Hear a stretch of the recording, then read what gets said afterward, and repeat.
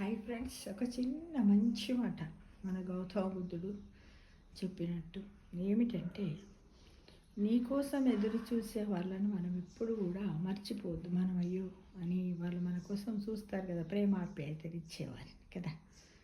నీ అవసరం ఉన్న వాళ్ళని తప్పించుకొని తిరగవద్దు. మనం మన వల్ల వాళ్ళకి ఏదైనా అవసరం ఉందనుకోండి, అమ్మో వాళ్ళు కనపడుతున్నారు, కనపడితే పని చేయమంటారు కాబట్టి మనము వాళ్ళను దూరంగా ఉంచాలి. వాళ్ళు కనపడ్డ వెంటనే దాక్కోవడం అలాంటివి చేయకూడదు మిత్రం.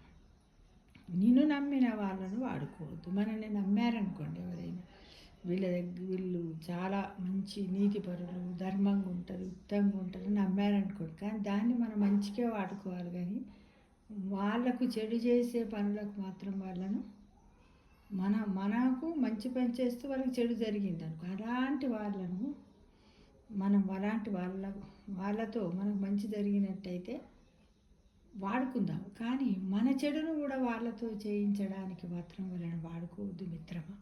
ఇవి మనిషి జీవితం లోపల 3 త్రికాల సంధ్య అని ఎలా ఉంటుందో, పొద్దున, మధ్యాహ్నం, సాయంత్రం, అలానే ఈ 3 అంటే నీకోసం ఎదురు చూసే వాళ్ళను మర్చిపోవద్దు, నిన్ను నమ్మిన వాళ్ళను వాడుకోవద్దు, నీ అవసరం ఉన్న వాళ్ళను తప్పించుకొని తిరగొద్దు మిత్రమా.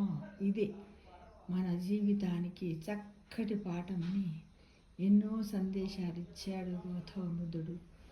అందరినీ నమ్మండి, ఎంతవరకు నమ్మాలో అంతవరకే నమ్మండి, అందరికీ ప్రేమాప్యాయతలు పంచిపెట్టండి అని మనకి చాలా బోధనలు చేసి తను బుద్ధుడయ్యాడు.